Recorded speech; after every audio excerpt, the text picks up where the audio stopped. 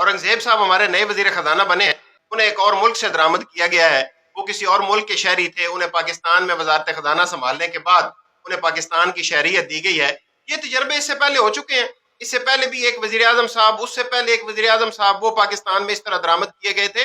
इस तजर्बे को खत्म होना चाहिए। इन लोगों को पाकिस्तान की क्या फिक्र हो सकती है जिनका पाकिस्तान के साथ कोई कंसर्न नहीं है?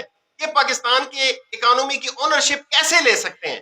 एक बुनियादी बात है जो एक आम बंदे को समझ आती है कि जब किसी चीज के साथ मेरा कोई कंसर्न नहीं है, जब किसी चीज की मैं ओनरशिप नहीं लेता, मैं उसको ठीक करने के लिए अपना तन मन धन और अपनी पूरी सलाहियत क्यों कर सर्व करूंगा?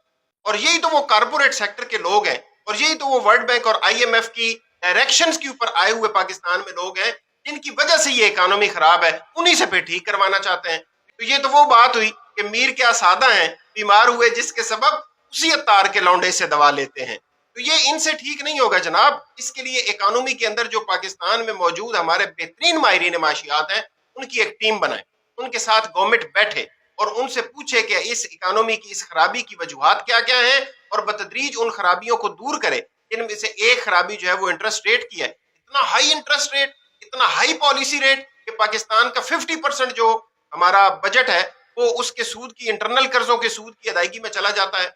इसी तरह जो अशराफिया को मराहत हासिल है, जो सालाना अरबों डॉलर्स की बनती हैं, इसका कोई हल निकालने की जरूरत है। तो मैं ये समझता हूं कि पाकिस्तान के अंदर बेहतरीन माहिरीन माशियात मौजूद हैं।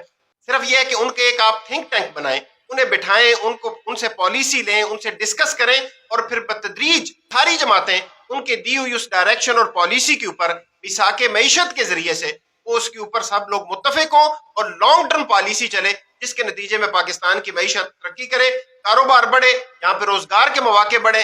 अदरवाइज पाकिस्तान की इस वक्त फाइनेंशियल सूरत हाल ये कर्जों से चलने वाली नहीं है।